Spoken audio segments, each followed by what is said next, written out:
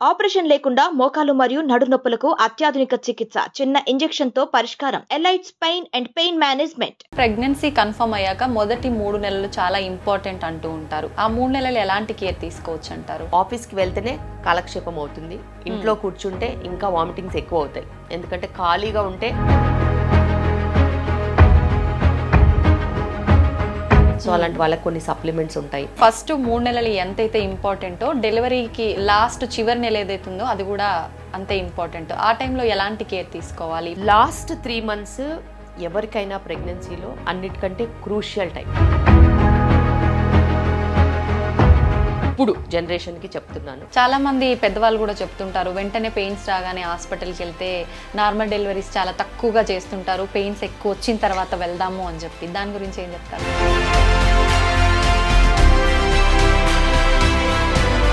మనము transparency maintain చేసామనుకో అసలు మనకి హెడేక్ ఉండదు, వాళ్ళకి ఏమవుతుందో అని భయం ఉండదు. చాలా మంది ప్రెగ్నెంట్ లేడీస్ మెంటల్గా ఫ్యామిలీ ఇష్యూస్ వల్ల కానివ్వండి ఇంకేదైనా సరే డిప్రెషన్లో ఉంటుంటారు. ఆ ఎఫెక్ట్ అనేది పుట్టబోయే బేబీ పైన పడుతుందంటారా మ్యామ్? బేబీ అనేది మీ పరిస్థితులకి అతీతంగా పెరగదు. పరిస్థితి ఎలా ఉంటుందో బేబీ మీద అదే ప్రభావం ఉంటుంది. మనస్తాపాలు మనస్పర్ధలతో పెరిగితే బేబీకి కూడా అలాంటి యాటిట్యూడ్ అనేది డెవలప్ అయ్యే ఛాన్స్ ఉంటుంది. Welcome to I dream. నేను మీ విజిత. ప్రతి తల్లికి కూడా ప్రసవం అనేది ఒక పునర్జన్మ లాంటిది. అయితే ప్రసవంకి ముందు అయితే ఏమి, తర్వాత అయితే ఏమి, తల్లి అయినా బిడ్డ అయినా ఎన్నో రకాల ఇబ్బందులు పడుతూ ఉంటారు. అలాంటి ఇబ్బందులు పడకుండా ఉండాలి అన్న ఒక మంచి డాక్టర్ని అయితే మనం చూస్ చేసుకోవాల్సి ఉంటుంది. దాంతోపాటు చాలా జాగ్రత్తలు కూడా తీసుకోవాల్సి ఉంటుంది. ఇప్పుడు ప్రస్తుతం నాతో పాటు ఉన్నారు డాక్టర్ కె శిల్పిరెడ్డి గారు. మేడం ఒక 18 yearsగా చాలా హై రిస్క్ ప్రెగ్నెన్సీ కేసెస్లో కూడా నార్మల్ డెలివరీ చేశారు. ఇప్పుడు మేడంతో మాట్లాడి ఉమెన్ రిలేటెడ్ ప్రాబ్లమ్స్ గురించి అయితే ఏంటి, ఒక మదర్గా మేడం యొక్క ఫీలింగ్స్ అవన్నీ మనం షేర్ చేసుకుందాం. నమస్తే మేడం. నమస్కారం. ఎలా ఉన్నారు ma'am? Rocking. Ma'am, pregnancy ladies విషయానికి వస్తే ఇప్పుడు సమ్మర్ వచ్చేసింది కాబట్టి సమ్మర్లో ప్రత్యేకించి ఎలాంటి ఫుడ్స్ ఎలాంటి కేర్ తీసుకుంటే బాగుంటుంది? Summer is a very special situation. అయితే ఆకలి తగ్గుతుంది, దాహం పెరుగుతుంది. అవును. So very important hydration. మంచి హైడ్రేషన్ ఉంటే, హైడ్రేషన్లో కూడా చాలామంది మంచినీళ్ళు తాగుతూ ఉంటారు. అవును. దాన్ని హైడ్రేషన్ అనరు. మంచినీళ్ళతో పాటు ఎలక్ట్రోలైట్స్ కూడా ఉండాలి. ఓకే. చిటికెడు ఉప్పు, లేకపోతే నిమ్మరసం, కొన్ని వెజిటబుల్స్ ఉంటాయి కదా, కుకుంబర్ లాంటివి, అందులో న్యాచురల్ మినరల్స్ కూడా ఉంటాయి. అవి వాటర్లో వేసుకునో, సబ్జా గింజలు లాంటి వాటర్లో వేసుకునో, లేకపోతే బీట్రూట్ లాంటిది వాటర్లో వేస్తే రెడ్ కలర్ వాటర్ వస్తుంది. అలాగా మనము కొన్ని వేరీడ్ డ్రింక్స్, కొంచెం సాల్ట్ వేసుకుంటే అది మనము సముద్రపు ఉప్పు అయినా వేసుకోవచ్చు, లేకపోతే పింక్ సాల్ట్ అయినా వేసుకోవచ్చు. మంచి ఎలక్ట్రోలైట్స్ ఇస్తుంది. అలా ఒకలాంటి మంచి మినరలైజ్డ్ వాటర్ 0 calorie రెగ్యులర్గా తీసుకుంటే మనకు హైడ్రేషన్తో బాగుంటుంది. ఓకే. హైడ్రేషన్ ఒక ఎత్తు అయితే సమ్మర్లో క్వాంటిటీ ఆఫ్ ఫుడ్ తక్కువ అయిపోతుంది కాబట్టి క్వాలిటీ పెంచుకోవాలి. సో ఎక్కువగా కర్రీస్ తీసుకోవడం, ఎక్కువగా పిండి పదార్థాలు కాకుండా పప్పు పదార్థాలు తీసుకోవడం, మిల్లెట్స్తో బెటరు. మిల్లెట్స్ తీసుకునే వాళ్ళు మిల్లెట్స్ తీసుకోవచ్చు, జొన్న రొట్టె తీసుకునే వాళ్ళు జొన్న రొట్టె తీసుకోవచ్చు. రాగి జావ చాలా ఇంపార్టెంట్. సో మజ్జిగ రాగి జావ చాలా బెటర్. క్యాలరీస్ వైజ్ కూడా తక్కువ ఉంటుంది. ఉమెన్కి చాలా క్లోజ్గా ఉంటాయి డ్రింక్. ఓకే. ఎందుకంటే రాగుల్లో ఐరన్ ఉంటుంది, కాల్షియం ఉంటుంది. రాగి జావ రెగ్యులర్గా తీసుకునే వాళ్ళకి ఉమెన్ రిలేటెడ్ ఇష్యూస్ రావు. అటు బోన్ డెన్సిటీ అయితే ఏంటి, రక్తహీనత లాంటివి కూడా సమస్యలు రావు. ఇలాంటివి కొన్ని యాడ్ చేసుకుని మేజర్ మీల్లో ఎక్కువగా కర్రీ తినాలి, ఎక్కువగా పప్పు తినాలి. లెగ్యూమ్స్, లెంటిల్స్, పల్సెస్ బోలెడ్ వెరైటీస్.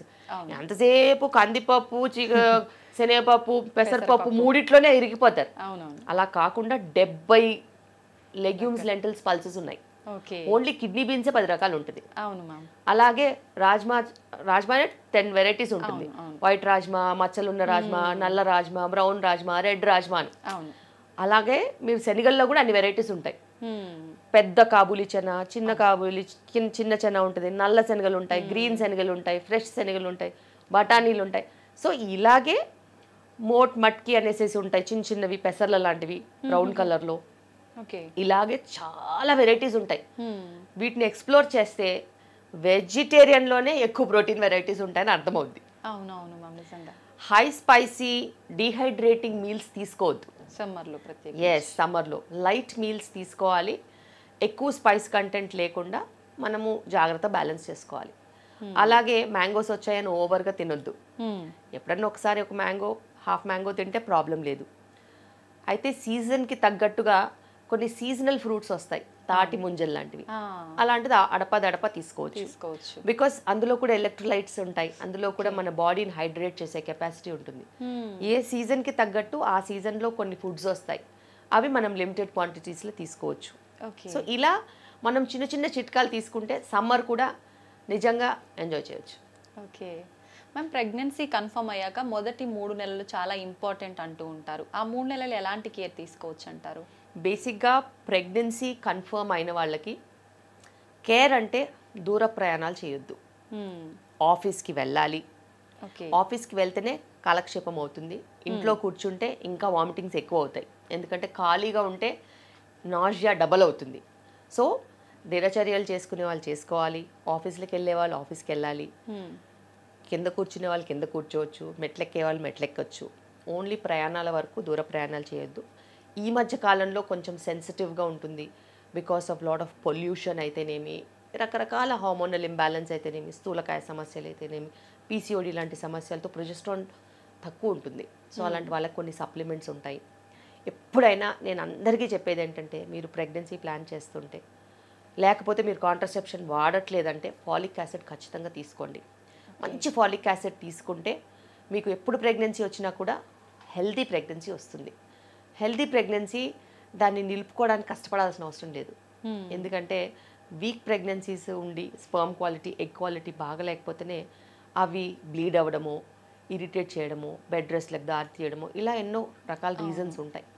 అదర్వైజ్ హెల్దీ ప్రెగ్నెన్సీస్కి ఎటువంటి రెస్ట్రిక్షన్స్ ఉండవు except for long journey travel and all that. Okay. So first trimester vomiting sensation కొంచెం ఎక్కువ ఉంటే ఇంటి చిట్కాలు ఉంటాయి. అల్లం మురబ్బా అని మన బస్ స్టాండ్లలో దొరికేది ఒకప్పుడు, అలాంటిది ఇంట్లో అయినా చేసుకొని తినొచ్చు. అల్లంతో కషాయం లాంటిది, టీ లాంటిది కూడా చేసుకోవచ్చు. అలాగే వాళ్ళకి పులుపు తినాలనిపించే లైట్గా పులుపు తీసుకోవచ్చు. స్మెల్స్ పడకపోతే వాళ్ళకి వాళ్ళు ఏదైనా హోమ్ రెమెడీస్ని ఫాలో చేయాలి. యాసిడిటీ లాంటి ప్రాబ్లమ్స్ ఉంటే జీరా వాటరు, లేకపోతే జీలకర్రతో మరగబెట్టిన నీళ్ళైనా, లేకపోతే ధనియాలతో మరగబెట్టిన నీళ్ళైనా తీసుకోవచ్చు. డైజెషన్ ఇంప్రూవ్ చేయడానికి కొంచెం సోంపు తినొచ్చు. ఇలా ఎన్నో రకాల చిట్కాలు మన కిచెన్లోనే ఉంటాయి. అవి పెద్దవాళ్ళకి తెలుస్తూ ఉంటాయి. కానీ ఇప్పుడు పెద్దవాళ్ళవి కూడా బ్రెయిన్స్ ఇన్ఫ్లుయెన్స్ అయిపోయాయి. ఎందుకంటే వాళ్ళు హై రిస్క్ ప్రెగ్నెన్సీ చూసి లో రిస్క్ ప్రెగ్నెన్సీ వాళ్ళకి కూడా హై రిస్క్ జాగ్రత్తలు చెప్తున్నారు. అవునవును. బెడ్ రెస్ట్ అని చెప్తారు, ఎందుకో తెలియదు. కింద కూర్చోద్దని చెప్తారు, ఎందుకో తెలియదు. మెట్లెక్కొద్దని చెప్తారు, ఎందుకో తెలియదు. సో ఇలాగా కొన్ని అనుకోకుండా ఉండేవి బాగా యాడ్ అయిపోతున్నాయి సిస్టంలో. మరి వాళ్ళు ఎవరైనా వస్తే నేను చెప్తాను, మీరు ప్రెగ్నెంట్గా ఉన్నప్పుడు ఇంటి పనులు చేసుకున్నారు కదమ్మా అంటే, బోలెడు పనులు చేసుకున్నాను, మీ అమ్మాయితో చేయించవచ్చు కదా అంటే, అబ్బే ఏం చేయదండి, చేపించాలి కదమ్మా, మరి పిల్లల్ని ఎట్లా చూసుకుంటానంటే, మా అమ్మ చూసుకుంటుందండి, మరి నువ్వెందుకమ్మా కనడం. అంతే. సో ఇంటి పని నిజంగా అదొక వరం ఎవరికైనా, ఆడవాళ్ళకైనా మగవాళ్ళకైనా. ఎందుకంటే దాంట్లో మనం తిన్న ఆహారానికి న్యాయం చేయగలుగుతాము. మనము ఏదైనా రెడీమేడ్గా తెచ్చేసుకుని తిన్నామనుకో, అది మనకి ఎక్స్ట్రా క్యాలరీసే. అవును. మీరు పూర్ణంబూర్లు అయితేనేమి, లేకపోతే పులిహోర అయితేనేమి ఇంట్లో తయారు చేసుకుని తినండి. దాంట్లో పడ్డ శ్రమకి మీరు తినే హక్కు ఆటోమేటిక్గా పొందుతారు. వేరే వాళ్ళు చేసింది మీరు తిన్నారనుకో, మీరు లావ్ అవుతారు. సో ఎప్పుడైనా ఫస్ట్ ట్రైమిస్టర్ ప్రెగ్నెన్సీ నుంచి కనుక మీరు మీ పనులు మీరు చేసుకోగలిగితే, మీ ఇంటి పనులు మీరు చేసుకోగలిగితే ఖచ్చితంగా నార్మల్ డెలివరీ అయ్యే ఛాన్స్ ఉంటుంది. కాంప్లిమెంటరీగా ఆరోగ్యం కూడా వస్తుంది. మీ పిల్లలకి మీరు పని చేస్తూ కనిపిస్తారు. అలాగే వాళ్ళు కూడా పని చేయాలని అనుకుంటారు. అవును. పని చేయకుండా ఉండే వాళ్ళని చూస్తే ఎవరికి వాళ్ళ లైఫ్లో బాగుపడాలి, వాళ్ళ లైఫ్లో పైకి రావాలనే ఆలోచన కూడా రాదు. ఓకే. సో వాళ్ళు free work, free money, free థాట్లో ఉంటారు. సో అది అగేన్స్ట్ నేచర్. మీ మదర్ మీ పని చేస్తూ కనిపించింది, మీరు కూడా ఏదో ఒక పని చేస్తూ మీ పిల్లలకు కనిపిస్తే వాళ్ళు కూడా ఏదో పని చేస్తూ బతుకుతారు. అది మనం నేర్పాల్సిన మొదటి కర్తవ్యం, ధర్మం. నిజమే మ్యామ్. ఫస్ట్ 3 నెలలు ఎంతైతే ఇంపార్టెంటో డెలివరీకి లాస్ట్ చివరి నెల ఏదైతుందో అది కూడా అంతే ఇంపార్టెంట్. ఆ టైంలో ఎలాంటి కేర్ తీసుకోవాలి? ఫుడ్ విషయానికి వస్తే ఇంకా టెన్షన్ మొదలైపోతుంది, డెలివరీ టైం దగ్గరకు వస్తుంది అని చెప్పి ఫుడ్ చాలామంది స్కిప్ చేస్తూ ఉంటారు. ఎలాంటి కేర్ తీసుకుంటే బాగుంటుంది మ్యామ్ ఆ టైంలో? లాస్ట్ 3 months ఎవరికైనా ప్రెగ్నెన్సీలో అన్నిటికంటే క్రూషియల్ టైం. ఎందుకంటే ఇప్పుడు జనరేషన్కి చెప్తున్నాను, వాళ్ళకి ఎక్కువగా బేబీ వెయిట్ పెరిగేది లాస్ట్ 3 months. సో వాళ్ళ గ్రోత్ స్కాన్కి అనుగుణంగా వాళ్ళు ఆహారం తీసుకోవాలి. గ్రోత్ స్కాన్లో నార్మల్ వచ్చింది వెయిట్ అంటే వాళ్ళు తీసుకునే ఆహారం పౌష్టిక విలువలు అన్నీ కరెక్ట్గా ఉన్నట్టు మీరు అలాగే మెయింటైన్ చేసుకోవాలి. గ్రోత్ స్కాన్లో వెయిట్ తక్కువ వచ్చిందనుకో, దానికి అనుగుణంగా ప్రోటీన్ పెంచాలి, కార్బోహైడ్రేట్స్కి ప్రోటీన్ పెంచాలి. ఒకవేళ గ్రోత్ స్కాన్లో వెయిట్ ఎక్కువ వచ్చిందనుకో, మీరు తీసుకునే ఆహారం ఎక్కువ తీసుకుంటున్నారని కొంచెం బ్యాలెన్స్ చేసుకొని కార్బోహైడ్రేట్స్ తగ్గించి ప్రోటీన్ పెంచుకోవాలి. ఇలాగే మీరు యాక్టివిటీ పెంచుకోవాలి.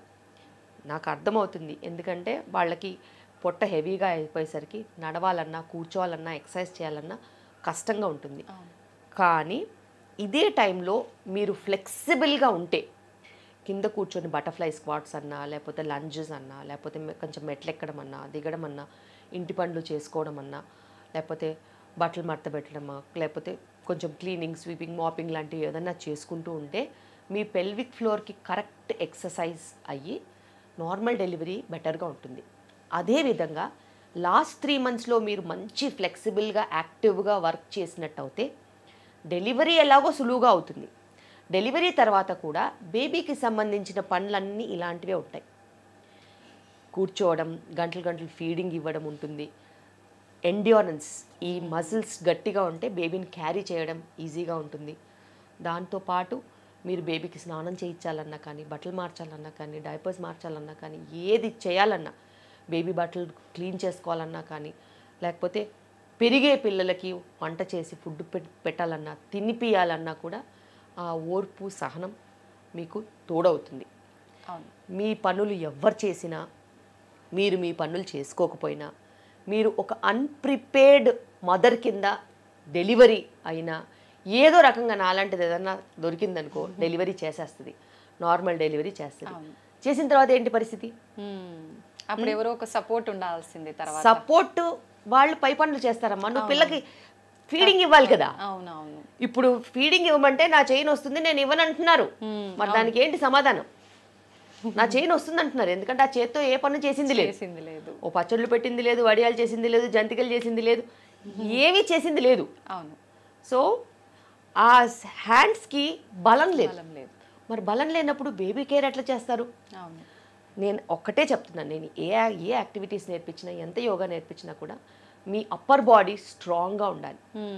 Lower body is for delivery, abdomen is for giving pressure, upper body is for strength. So me strength, core strength ఎంత ఉండాలో అప్పర్ బాడీ స్ట్రెంగ్త్ అంతే ఉండాలి. అవి మీరు రోజు చేసే పనులతో వస్తుంది. అలాంటి పనులు కనుక మీరు చేసినట్టు అయితే బేబీ కేర్ సులువుగా ఉంటుంది.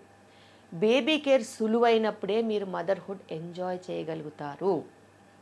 ఎందుకంటే ఆ బాధ్యతని మీరు నిర్వర్తించినప్పుడు ఖచ్చితంగా మీకు ఆ సుఖం అనేది తెలుస్తుంది. అవును. లేకపోతే emotional upset, postpartum depression, feeding ఇవ్వలేనన్న గిల్ట్, బేబీ కేర్ చేసుకోలేకపోతున్నానన్న ఫీలింగ్ వాళ్ళని బేబీ నుంచి డిటాచ్ చేస్తుంది. సో ఆ అటాచ్మెంట్స్ లేకుండా డిటాచ్మెంట్స్ అవుతున్నాయి. డిటాచ్మెంట్స్ అవునప్పుడు వాళ్ళ ఇంటిలో వాళ్ళందరికీ డిఫరెంట్గా కనిపిస్తారు. నువ్వు చూసుకోలేవా అంటారు. తను చూసుకోలేకుండా తయారు చేసిందే నువ్వు. ఎందుకంటే తనకి పనులు ఇవ్వకుండా, ఈ మధ్య కాలంలో ఫ్యాషన్ అయిపోయింది, ప్రెగ్నెంట్ అవగానే అమ్మగారింటికి వెళ్ళిపోతారు. ఎందుకు వెళ్తారో కూడా తెలియదు. అక్కడ వెళ్ళి కూర్చున్న దగ్గరికే మంచినీళ్ళు, కూర్చున్న దగ్గరికే పాలు, లీటర్లు, కూర్చున్న దగ్గరికే ఫుడ్, అసలు ఎటువంటి యాక్టివిటీ చేయనివ్వట్లేదు. సో అలా వెళ్ళిన వాళ్ళకి అలా చేయకుండా ఉన్న దానికి హెల్ప్ చేసిన మదర్సే అన్నిటికంటే బ్యాడ్. సో మీ పిల్లలకి మీరు ఏదైనా మేలు చేయాలనుకుంటే మీరు మీ ఇంట్లోనే ఉండి ఆ అమ్మాయి పనిచేస్తుందా లేదా మానిటర్ చేసుకుంటే పిల్ల సుఖంగా ఉంటుంది, స్ట్రాంగ్గా ఉంటుంది, పనులు చేసుకుంటే బిడ్డను కూడా చూసుకోగలుగుతుంది. మీరు మీ మాతృత్వం ఎంజాయ్ చేశారు కదా, పనులు చేసుకుంటూ పిల్లల్ని పెంచుకుంటూ, అలాగే మీ పిల్లలు కూడా తయారవ్వాలి. అంతేగాని ప్రెగ్నెంట్ అవగానే మా అమ్మాయి చేసుకోలేదు, నేను మా ఇంటికి తీసుకెళ్తా, బాబు వాంతులు వస్తున్నాయి, వీక్ అయిపోతుంది తీసుకెళ్తాను, ఇదే పిల్ల ఏమో 70 కిలోలు ఉంటుంది, 4 కిలోలు తగ్గలేదా వామిటింగ్ వస్తే, 7 కిలోలు కూడా తగ్గినా నష్టం లేదు. అస్సలు వెయిట్ తగ్గనివ్వరు, క్వింటల్ వెయిట్ పెరుగుతూ ఉంటే వీళ్ళకి అదేం పరమానందము. 20 కిలోలు 30 కిలోలు పెంచుతారు. అసలు అదంతా కరెక్ట్ కాదు. హయ్యర్ వెయిట్స్ ఉన్నవాళ్ళు ఎక్కువగా వెయిట్ పెరగాల్సిన అవసరం లేదు. మదర్స్ కొంచెం వాళ్ళు కంట్రోల్ అయితే, ఈ మధ్య మదర్ ఇన్ లాస్ కూడా అట్లాగే తయారయ్యారు. వాళ్ళకి వాళ్ళ పిల్లలు నెక్స్ట్ ప్రోజని వస్తుందని అంటే వీళ్ళకి రెస్ట్ ఇచ్చేయడం, అది చాలా చాలా రాంగ్. ఫిజికల్గా యాక్టివ్గా ఉండాలి. బెడ్ రెస్ట్ తీసుకోవాల్సిన కారణాలు కొన్నే ఉంటాయి. వీళ్ళ బిహేవియర్ చూసి ఇప్పుడు మా ఆబ్స్టెట్రిషియన్స్ కూడా వాళ్ళేమనుకుంటారేమో అనేసి వాళ్ళ లాంగ్వేజ్లోనే మాట్లాడుతున్నారు. అవునమ్మా రెస్ట్ ఇవ్వండి, అవునమ్మా బెడ్ రెస్ట్ ఇవ్వండి. ఎందుకంటే ఇంకో లైన్ అసలు డిస్కస్ చేయాల్సిన అవసరమే లేదు కదా, లేకపోతే సో వాళ్ళు కూడా తానా అంటే తందానా అంటున్నారు. అవి ఇంకా బ్యాడ్గా అవుతున్నారు, ఇంకా వెయిట్ ఎక్కువ అయిపోతుంది, బేబీ సెక్షన్స్కి లీడ్ అవుతున్నాయి. సో నేను మట్టుకు నా దగ్గర మీరు చూసుంటారు అక్కడ no travelling, no work from home, ఎటువంటి లెటర్స్ ఇవ్వను, మీరు ఆఫీస్కి వెళ్ళాల్సిందే, హోమ్ టౌన్కి ట్రావెల్ చేయడానికి పర్మిషన్ ఉండదు. సో అలా నేను పెట్టాను. ఎందుకంటే వాళ్ళు వెళ్ళి అనవసరంగా వెయిట్ గెయిన్ అవుతున్నారు. తర్వాత నాకే ప్రాబ్లము, వాళ్ళకే ఫ్యూచర్ ప్రాబ్లం. ఫ్యూచర్ వాళ్ళకి కనిపించదు కదా, కానీ నాకు కనిపిస్తుంది వాళ్ళ ఫ్యూచర్. సో నేను ఎంత వీలైతే అంతగా రెస్ట్రిక్ట్ చేయాలని చూస్తున్నాను. చాలామంది వింటారు, ఎందుకంటే వాళ్ళకి ఒక 15-20 నిమిషాలు మళ్ళీ ఎక్స్ప్లెయిన్ చేస్తే వాళ్ళకి అర్థమవుతుంది.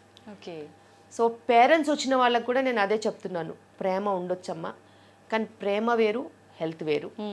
ప్రేమ ఉంటే మీరు డబ్బు రూపాన ఆమెకి ఏదైనా ఇవ్వండి, వస్తువు రూపాన ఏదైనా ఇవ్వండి, అంతేకాని లడ్డూలు, ప్రేమతో సున్నుండ్లు, బెల్లం లడ్లు అలాంటివన్నీ చేసి పంపించొద్దు. పంపిస్తే ఆమె ఆరోగ్యం పాడవుతుంది. ఇప్పుడు ఉన్న పరిస్థితిలో 80% ఉంది డయాబెటీస్ ఇన్ ప్రెగ్నెన్సీ. బికాస్ ఒకప్పుడంతా 35-40 kgsతో ప్రెగ్నెంట్ అయ్యేవాళ్ళు. ఇప్పుడు చూపించండి, 100లో ఒక్కరు కూడా ఉండట్లేదు అలా.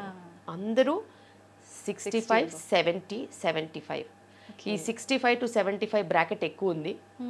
75 నుంచి 120 బ్రాకెట్ కూడా 30% ఉన్నారు. 35 నుంచి 45 kgs బ్రాకెట్ 2% అయ్యారు. ఇప్పుడు నేను నా ప్రాక్టీస్ గురించే చెప్తాను. ఊళ్ళల్లో కూడా కార్బోహైడ్రేట్స్, రైస్ అవైలబిలిటీ ఉంది కాబట్టి, పండుతోంది కాబట్టి కార్బోహైడ్రేట్స్ తిని వెయిట్ వస్తుంది. పీసీఓడి సమస్యలు వస్తున్నాయి. సో ప్రాబ్లమ్స్ అన్ని చోట్ల ఉన్నాయి. వాళ్ళు చూడట్లేదు, కనిపిస్తున్నాయి కానీ చూడట్లేదు. ఏ తల్లి అయినా కానీ తను ప్రెగ్నెంట్గా ఉన్నప్పుడు ఒక 35-40 kgs ఉన్నప్పుడు నువ్వెందుకు వెయిట్ పెరుగుతున్నావు ఇలాగా అని కూతురుని అడుగుతోందా? లేదు. కనీసం కూతురికి వంట నేర్పిస్తోందా? మరి వంట నేర్పించినప్పుడు నువ్వు ఎలా బతకాలో చెప్పలేనప్పుడు, బయట ఫుడ్ తింటున్నప్పుడు వారానికి ఒక్కసారికి మించి నువ్వు తినొద్దు అని చెప్పలేని పరిస్థితిలో ఉన్నప్పుడు వీళ్ళ ఆరోగ్యం వాళ్ళ చేతిలో ఎలా ఉంటుంది? ఉండదు. అది ఆలోచించాలి కదా వాళ్ళు. అవును ma'am. So home cooking is the first thing that should happen. చిన్న పిల్లల దగ్గర నుంచి పెద్దగా అయ్యేంత వరకు ఇంట్లో వంట అనేది చాలా ఇంపార్టెంట్. వాళ్ళకి రావాలి, వాళ్ళు స్వయం కృషి చేసి వండుకోగలగాలి. వేరే వాళ్ళు వండింది తింటే వెయిట్ పుట్ ఆన్ అవుతారు, వాళ్ళు క్వాలిటీగా ఫుడ్ తింటున్నారని నమ్మకం ఉండదు. మనం వంట చేసుకుంటే మనము ఆర్గానిక్ కొనుక్కోవచ్చు, నీట్గా కడుక్కోవచ్చు, పద్ధతిగా వండుకోవచ్చు. ఎంత నూనె పడుతుంది, ఎంత తింటున్నామో ఉంటుంది. మనం క్యాలరీస్ బర్న్ చేస్తాం కాబట్టి మనం తిన్నదానికి మనం లావ్ అవ్వం, ఆరోగ్యంగా ఉంటాం. క్యాలిక్యులేషన్స్ అన్ని కరెక్ట్గా ఉంటాయి. వండే వాళ్ళు ఎప్పుడు ఎక్కువ తిన్నారు చూడండి. అవును మ్యామ్. ఎందుకంటే వాళ్ళకి ఆ కష్టం తెలుసు. వండని వాళ్ళు, హోటల్లో వెళ్ళిన వాళ్ళు అడ్డదిడ్డంగా తింటారు. వాళ్ళు లావ్ అవుతారు. స్థూలకాయ సమస్యలతో పాటు వచ్చే బీపీలు, షుగర్లు, కొలెస్ట్రాల్, ఫర్టిలిటీ సమస్యలు, అన్ని ప్రాబ్లమ్స్ ఉంటాయి. కానీ ఇంట్లో పేరెంట్సే చెప్పాలి, ఖచ్చితంగా వాళ్ళని రెస్ట్రిక్షన్లో పెట్టాల్సిందే. మ్యామ్ నార్మల్ డెలివరీ విషయానికి వస్తే వన్స్ ప్రెగ్నెన్సీ కన్ఫర్మ్ అయిన దగ్గర నుంచే మనము ఆ ప్లానింగ్ అనేది ఉండాలంటారా? ఖచ్చితంగా. ఎందుకంటే ప్రెగ్నెన్సీ ప్లాన్ చేసుకున్నప్పటి నుంచి మనకి 8 మంత్సే ఉంటుంది. అవును. ఓకే, ఏదైనా అలవాటు అవ్వాలి అని అంటే అంత టైం పడుతుంది. లేకపోతే దేవుడు అనేవాడు ఓవర్ నైట్ ఇచ్చేయచ్చుగా పిల్లల్ని. అవును, అంతేగా. ఇప్పుడు 9 మంత్స్ జరిగే గ్రోత్ ఓవర్ నైట్గా కూడా ఇచ్చేయచ్చుగా, ఏముంది అందులో. అంతే. సో అన్ని మంత్స్ ఎందుకు ఇస్తాడు అని అంటే ఒక మనిషి మారడానికి, ఒక బేబీ గ్రో అవ్వడానికి, ఒక మదర్ ఫిజికల్గా మెంటల్గా సెట్ అవ్వడానికి, ఒక ఫ్యామిలీలో ఇది ఇమడడానికి, ఒక ఫాదర్ కింద రెడీ అవ్వడానికి. ఆ జర్నీ అనేది లేకపోతే వేస్ట్. అవును. ఆ జర్నీలో ఎన్నో రకాల అనుభూతులు, ఎన్నో రకాల మంచి చెడులు ఉంటాయి. అవును. ప్రెగ్నెన్సీలో వైఫ్ని ఎలా చూసుకుంటే వైఫ్ జీవితాంతం గుర్తుపెట్టుకుంటుంది. డెలివరీలో నువ్వు వైఫ్కి ఎంత మంచి సపోర్ట్ ఇస్తే నిన్ను జీవితాంతం గుర్తుపెట్టుకుంటుంది. డెలివరీ అయిన తర్వాత వైఫ్కి ఎంత సపోర్ట్ ఇస్తే as a person emotional binding అనేది ఉంటుంది. సో అవన్నీ కూడా మనకి లైఫ్ లాంగ్ ఉండే మెమరీస్. దాన్ని కలిసి చేస్తే ఆ బాండింగ్ అనేది ఫర్దర్గా డెవలప్ అవుతుంది. అవును. సో విడివిడిగా చేస్తే నాకు సంబంధించింది కాదు నీకు సంబంధించిందంటే అది ఎక్కువ రోజులు నిలబడదు. ఖచ్చితంగా రెస్పాన్సిబిలిటీ అనేది ఇద్దరిపైన ఉండాలి. ఖచ్చితంగా. కానీ అబ్బాయిలు చాలా మంది అంత సపోర్ట్గా ఉండరు కదమ్మా. చాలా వరకు ఈ జనరేషన్ ఉంటున్నారు. ఎందుకంటే నేను చూస్తున్నాను కదా, వాళ్ళు చెకప్స్కి వస్తారు, యోగా క్లాసెస్కి వస్తారు, ఈవెంట్స్కి వస్తారు, ట్రైన్ అవుతారు, డెలివరీ టైంలో లేబర్ సపోర్ట్ వస్తారు, నొప్పినప్పుడు కొంచెం మసాజెస్కి హెల్ప్ చేస్తారు, డెలివరీ అయిన తర్వాత బేబీ కేర్కి కూడా హెల్ప్ చేస్తున్నారు, మదర్ రెస్ట్ తీసుకునేలాగా వాళ్ళు కూడా వర్క్ చేసుకుంటూ హెల్ప్ చేస్తున్నారు. సో అలా మార్పు అనేది రావాలి. ఎందుకంటే ఇప్పుడు ఆడవాళ్ళు మగవాళ్ళు ఇద్దరు వర్క్ చేస్తున్నారు కాబట్టి ఇద్దరు ఇంటి పని చేసుకోవాలి, ఇద్దరు పిల్లల బాధ్యత తీసుకోవాలి. సో ఇప్పుడు జనరేషన్ ఖచ్చితంగా చేంజ్ అవుతున్నారు, అందులో డౌట్ లేదు. వాళ్ళ ఇంట్లో వాళ్ళ మదర్ ఏం చెప్పినా నీకెందుకురా ఈ పని అని చెప్పినా కూడా వాళ్ళ మదర్ది వింటూ సరే అమ్మా అని అంటూ మళ్ళీ భార్య దగ్గరకు వచ్చి సపోర్ట్ అనేది ఇస్తున్నారు. బికాస్ అటు నో అని చెప్పరు, ఇటు నో అని చెప్పరు. వాళ్ళు లౌక్యంగా ఉండాలంటే ఇద్దరికి నో చెప్పొద్దు, ఇద్దరు చెప్పింది ఫాలో అవ్వాలి, తనకు నచ్చింది తను చెయ్యాలి. తన బాధ్యత పిల్లల వైపు ఈక్వల్గా ఉంది కాబట్టి తను బిడ్డలని ఖచ్చితంగా చూసుకోవాల్సిందే, ఇంటి పని కూడా ఖచ్చితంగా చేయాల్సిందే. ఓకే మ్యామ్, నార్మల్ డెలివరీ అవ్వాలి అని అంటే కొంతమందికి పెయిన్స్ వాటంతట అవే రావు, ఇంజెక్షన్స్ ద్వారా పెయిన్స్ వస్తూ ఉంటాయి. అంటే అలా వచ్చిన వాళ్ళకి కూడా నార్మల్ డెలివరీ అయ్యే అవకాశాలు ఉంటాయా మ్యామ్? నార్మల్ డెలివరీకి కావాల్సింది ఏంటంటే ఒక కరెక్ట్ బేబీ, మంచి పెల్విస్, మంచిగా ఓపెన్ అయ్యే సర్విక్స్. ఓకే, ఇప్పుడున్న టెక్నాలజీలో పెయిన్స్ ఏముంది, బోలెడు మెడిసిన్స్ ఉన్నాయి. అవును. ఓకే, ఎప్పుడైతే వాళ్ళ బేబీ హెడ్ కిందికి వచ్చేసి సర్విక్స్ అనేది 2 సెంటీమీటర్స్ అలా ఓపెన్ అయ్యి దారి అనేది మంచిగా ఓపెన్ అయినప్పుడు మేము 37-38 వీక్స్ అయిపోయిన తర్వాత, యూజువల్గా 38 వీక్స్ అయిపోయేసరికి ఇదంతా అవుతుంది. వాళ్ళని అడ్మిట్ చేసుకొని సేఫ్గా ఉమ్మునీరు అది పడిపోకుండా, బ్లీడింగ్ అయ్యి ఇంట్లో ఏదో కంగారు పడిపోయి ఇలా కాకుండా నేనైతే ఫైండింగ్స్ మంచిగా ఉంటే అడ్మిట్ చేసుకొని నెక్స్ట్ డే నా పర్యవేక్షణలోనే నైట్ అంతా కొంచెం ఎక్సర్సైజెస్ చేయించి కాస్త రెస్ట్ ఇచ్చేసేసి డే టైంలో డెలివరీస్ చేస్తాను. ఓకే, అలాగే మనకి వాళ్ళకు కూడా ఒక సెక్యూరిటీ ఉంటుంది, సేఫ్టీ ఉంటుంది, కంగారు ఉండదు, ఏదైనా ఎమర్జెన్సీలు ఏమన్నా అయిపోతుందని భయం ఉండదు. అలాగని కొంతమంది 37-38 వీక్స్ 39 వీక్స్లో కూడా లేబర్లో వచ్చేస్తారు. సెకండ్ డెలివరీస్ వాళ్ళందరూ ఇలా లేబర్లో వస్తూ ఉంటారు, వాళ్ళని యథావిధిగా డెలివరీ చేస్తాం. అలా. ఓకే, చాలామంది పెద్దవాళ్ళు కూడా చెప్తుంటారు వెంటనే పెయిన్స్ రాగానే హాస్పిటల్కి వెళ్తే నార్మల్ డెలివరీస్ చాలా తక్కువగా చేస్తుంటారు, పెయిన్స్ ఎక్కువ వచ్చిన తర్వాత వెళ్దాము అని చెప్పి. దాని గురించి ఏం చెప్తారు? బేసిక్గా మీరు చూస్ చేసుకునే డాక్టర్ నార్మల్ డెలివరీస్ చేస్తుందా లేదా చాలా ఈజీ కనుక్కోవడం. నార్మల్ డెలివరీస్ చేసే వాళ్ళ దగ్గరికి వెళ్తే వాళ్ళు చేస్తారు. ఓకే, అండ్ ఎప్పుడైనా కూడా డెలివరీస్ అనేది ఒక వ్యవస్థలో వచ్చే మనుషులను బట్టి జరిగే పరిణామాలు ఉంటాయి. పరిణామాలు ఉంటాయి. మనుషులు కరెక్ట్గా లేరనుకో ఆ వ్యవస్థలో నార్మల్ అయ్యేవి కూడా అవ్వవు. ఓకే. మనుషులు కరెక్ట్గా వచ్చారనుకో వ్యవస్థలో అలాగే డెలివరీ రేట్ మేనేజ్ అవుతుంది. సో అంతమందిలో ఒక్కరు భయపడినా చాలు, ఆ భయపడిన వాళ్ళ డ్యూటీలో అన్ని సెక్షన్స్ అవ్వడానికి. సో అలా కాకుండా ఒకరికి మీరు బాధ్యత ఇచ్చారనుకో వాళ్ళే మీకు పర్యవేక్షిస్తారు. మీకు నార్మల్ డెలివరీ అయ్యేలాగా యాంటీనేటల్ కేర్ ఉంటుంది, డెలివరీ అప్పుడు కేర్ ఉంటుంది, మీ బాధ్యత కింద పోస్ట్ డెలివరీ కూడా కేర్ ఉంటుంది. సో మీరు చూస్ చేసుకోవాలి, ఎందుకంటే అది దాచలేము అసలు. ఇప్పుడు మీరు చెకప్స్కి వెళ్ళారు, ఒక దగ్గర కూర్చున్నారు, 4-5 వచ్చారు, మీకేం డెలివరీ అయింది, మీకేం డెలివరీ అయింది, మీకేం డెలివరీ అయింది చెప్తారు కదా. అవునవును. అందుకే మేము ఇక్కడ ఏం చేసాము, యోగా క్లాసెస్ ఉంటాయి ప్రతి ఆదివారం పొద్దున. ఓకే. మీరందరూ యోగా క్లాసెస్కి రావచ్చు ఫ్రీ. ఒక వారం యోగా ఉంటుంది, ఒక వారం జుంబా ఉంటుంది, ఒక వారం మ్యూజిక్ థెరపీ, అట్లా ఏవో అన్నీ నడుస్తూ ఉంటాయి. ఓకే. అలా 30, 40, 50, 60 మంది ప్రెగ్నెంట్ కపుల్స్ వస్తారు, వాళ్ళు మాట్లాడుకుంటారు. గ్రూప్స్ పెట్టాం, వాట్సాప్ గ్రూప్స్ ఉంటాయి. నా పేషెంట్స్ అందరూ వాట్సాప్ గ్రూప్లో ఉంటారు. వాళ్ళు కరెక్ట్గా మాట్లాడుకుంటారు. దాచుకోవడం ఏముండదు, దాపరికాలు ఏముండవు. ఎవరు డెలివరీ అయితే వాళ్ళు స్టోరీ పెడతారు. ఓకే. ఎవరు డెలివరీ ఎలా అయిందో వాళ్ళు పెడతారు. వాళ్ళందరూ గ్రూప్గా ఉంటారు కాబట్టి వాళ్ళు మాట్లాడుకుంటారు. వాళ్ళ ముందు వీళ్ళు నార్మల్ డెలివరీ అయితే వీళ్ళకి కూడా మేము అవుతామని ధైర్యం ఉంటుంది. సో అలా ఒకవేళ సెక్షన్ అవుతే ఎందుకేందో తెలిసిపోద్ది కదా, తెలుస్తుంది రీజన్. ఇది ఒక రీజన్ వల్ల అయింది, నాకు ఆ రీజన్ లేదు. సో అలా సో మనము ట్రాన్స్పరెన్సీ మెయింటైన్ చేసామనుకో అసలు మనకి హెడేక్ ఉండదు, వాళ్ళకి ఏమవుతుందో అని భయం ఉండదు. అందరూ మంచిగా డెలివరీలు అవుతూ ఉంటే వాళ్ళు మేము అడ్మిట్ అయ్యాం కదా ఇంకా రేపటికి ఈ టైంలో డెలివరీ అయిపోతామని వాళ్ళు పక్కాగా ధైర్యంగా ఉంటారు అంతే. ఓకే మ్యామ్, చాలామంది ప్రెగ్నెంట్ లేడీస్ మెంటల్గా ఫ్యామిలీ ఇష్యూస్ వల్ల కానివ్వండి ఇంకేదైనా సరే డిప్రెషన్లో ఉంటుంటారు. ఆ ఎఫెక్ట్ అనేది పుట్టబోయే బేబీ పైన పడుతుందంటారా మ్యామ్? డెఫినెట్గా బేబీ అనేది మీ పరిస్థితులకి అతీతంగా పెరగదు. మీ పరిస్థితి ఎలా ఉంటుందో బేబీ మీద అదే ప్రభావం ఉంటుంది. మీరు అన్యోన్యంగా మంచిగా ఒక మంచి కుటుంబ వ్యవస్థలో గనక అలా పెరిగితే బేబీస్ కూడా అంతే ప్రశాంతంగా అంతే మంచిగా ఉంటారు. మీరు కూడా కొట్లాట్లు, కలహాలు, గొడవలు, మనస్తాపాలు, మనస్పర్ధలతో పెరిగితే బేబీకి కూడా అలాంటి యాటిట్యూడ్ అనేది డెవలప్ అయ్యే ఛాన్స్ ఉంటుంది. ఎందుకంటే మనకు పూర్వకాలం నుంచి తెలుసు గర్భిణీ స్త్రీ చుట్టుపక్కల ఏమవుతుందో అదే గర్భంలో ఉన్న శిశువుకి వెళ్తుందని.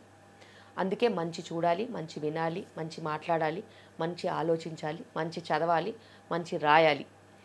ఈ మంచి అనేది చాలా ఇంపార్టెంట్. ఓకే. ఇప్పుడు ఏమవుతుందంటే హస్బెండ్ వైఫ్ని ఒక జత కింద కలిసి ఉండనివ్వట్లేదు.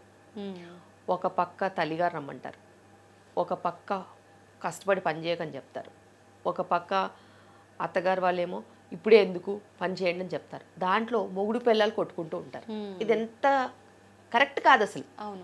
వ్యవస్థ అనేది ఏంటి, ప్రెగ్నెన్సీ, ఇద్దరూ ప్రెగ్నెంట్, ఆమె ఒక్కతే ప్రెగ్నెంట్ కాదు, ఇద్దరూ ప్రెగ్నెంట్, ఇద్దరికి బాధ్యతలు రావాలి. వాళ్ళు కలిసి ఉంటారు, కలిసి మెలిసి ముందుకెళ్తారు, కలిసి ప్రెగ్నెన్సీని చూసుకుంటారు, బేబీని కూడా కలిసే చూసుకుంటారు. మీరు మధ్యలో వెళ్ళి వాళ్ళకి కలహాలు తీసుకురావద్దు. అలా ఎంతోమంది వాళ్ళ మదర్ రమ్మంటుంది, వీళ్ళ మదర్ వద్దంటుంది. అసలు మదర్లు ఎవరు, వీళ్ళే పేరెంట్స్ అవ్వబోతున్నారు. ఇండివిజువల్గా వీళ్ళకి డిసిషన్ మేకింగ్ ఉండాలి. సో అలా ఒక మనస్తర్పలు వచ్చిన తర్వాత ఒకసారి గొడవలు అయిన తర్వాత మళ్ళీ అదే టాపిక్ డిస్కషన్ అవుతూ ఉంటుంది రిపీటెడ్గా. అదేమన్నా ఒక 1 వీక్ అయితే ఆగడానికి లేదు, 8 మంత్స్ ఉంది. 8 మంత్స్లో ఎన్ని డిస్కషన్స్ అవుతాయి ఇలాంటివి.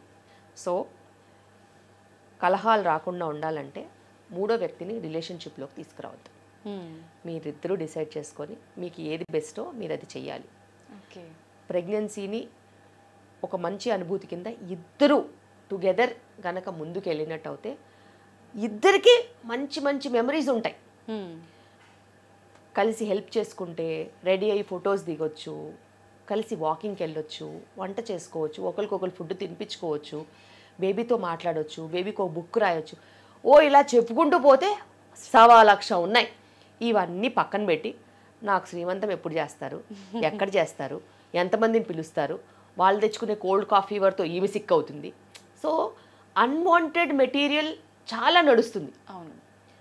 సో నాకు తెలిసి శ్రీమంతం చేసుకుందామని కిలోమీటర్లు ప్రయాణం చేసి బిడ్డను కోల్పోయిన వాళ్ళు కూడా ఉన్నారు. నేనైతే అసలు అలౌ చేయను. శ్రీమంతానికి 5 చాలు, హైదరాబాద్లో చేసుకోండి అంతే. మీకు ఏదన్నా మెమరీలా చేసుకోవాలనుకుంటే ఆమె టయర్డ్ అవ్వకుండా 2 అవర్స్లో ఏదన్నా ప్రోగ్రామ్ చేసుకోండి తప్పితే దానికోసం ప్రయాణం చేసి అక్కడికి వెళ్ళి వాళ్ళు చేసినవన్నీ తిని షుగర్ పెంచుకుని 4 కిలోలు పెరిగి డయాబెటిక్ కింద వెనక్కి వస్తున్నారు. ఎవరి బాధ్యత? మీకే ఇబ్బందులు. అప్పుడు వాళ్ళకే ఇబ్బంది. నేను చెప్తాను, వాళ్ళకి ముందు కనిపించదు ఫ్యూచర్, వెళ్ళొచ్చాక బాధపడతారు. అవునవును. సో ఇలాగే ప్రయాణాలు చేసి నార్త్ ఇండియన్స్ కూడా హైదరాబాద్లో ఉంటారు కాబట్టి రాజస్థాన్ అని, మధ్యప్రదేశ్ అని, కోల్కతా అని వెళ్ళిన వాళ్ళు ఎంతోమందిని బిడ్డను పోగొట్టుకుని అక్కడి నుంచి ఫోన్ కాల్ చేసి నాకు పెయిన్ వస్తుంది ఏం చేయాలి డాక్టర్ అంటే, మీరు ప్రయాణం ఎందుకు చేశారు అని అంటే ఎమర్జెన్సీ ఉండి రావాల్సి వచ్చిందన్న.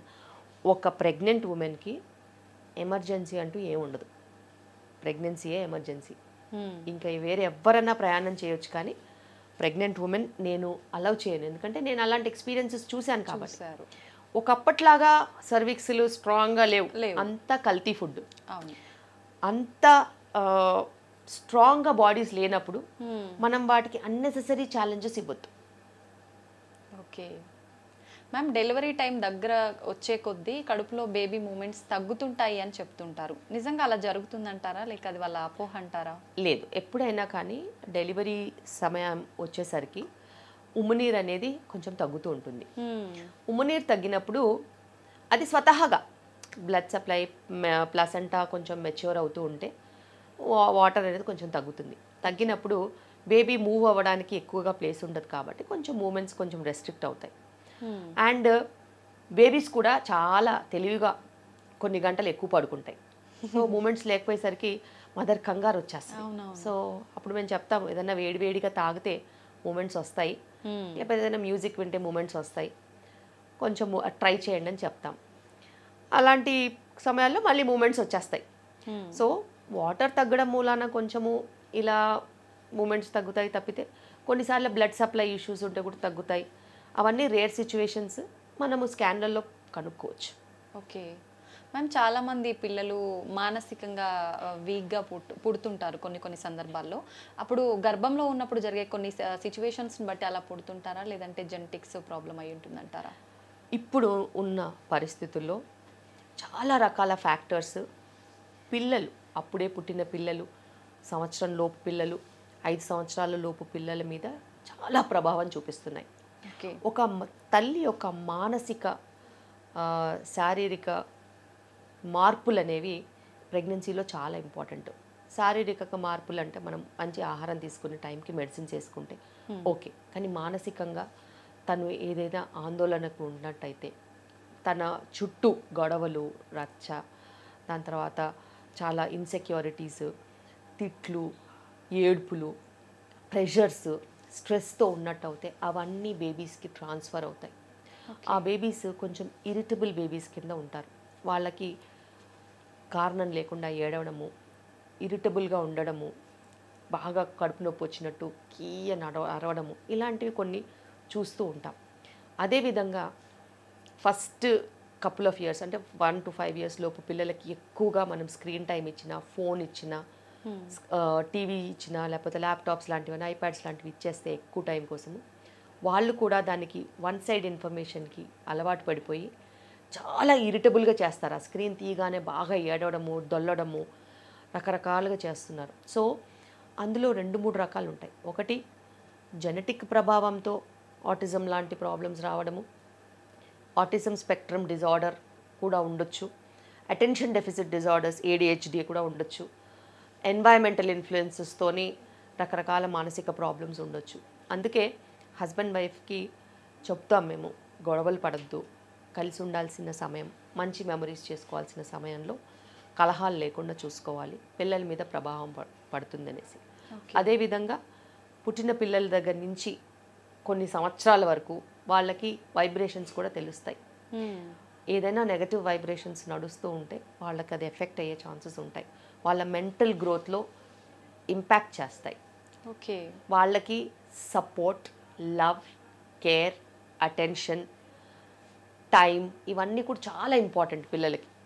ఎవరో ఒకరు ఇంతకుముందు ఉమ్మడి కుటుంబాలు కదా, చాలా బాగా ఉండేవాళ్ళు, ఒకరు కాకపోతే ఒకరు బాగా చూసుకునేవాళ్ళు.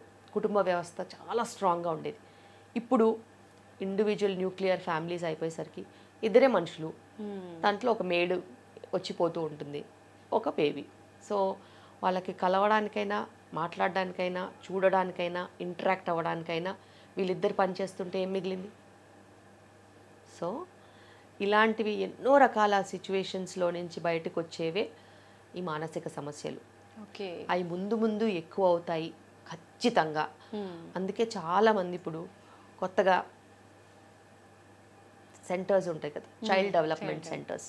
ఇప్పుడు చైల్డ్ డెవలప్మెంట్ సెంటర్స్కి చాలా డిమాండ్ ఉంది. ఎందుకంటే ముందు ముందంతా ఇలాంటి ఆక్యుపేషనల్ థెరపీ కోసం వచ్చే పిల్లలు ఉంటారని.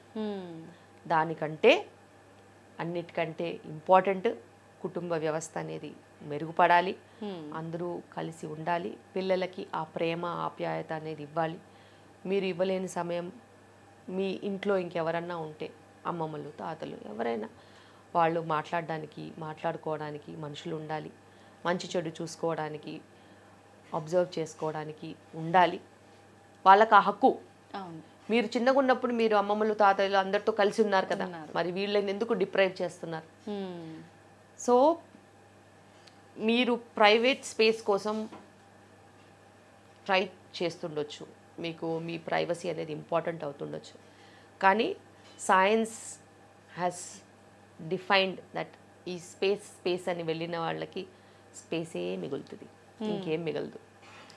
సో స్పేస్ అనేది మీరు మీ సొంతంగా మీ చుట్టూ అమర్చుకోవాలి తప్పితే అందరి నుంచి దూరంగా వెళ్ళిపోతే కష్టం.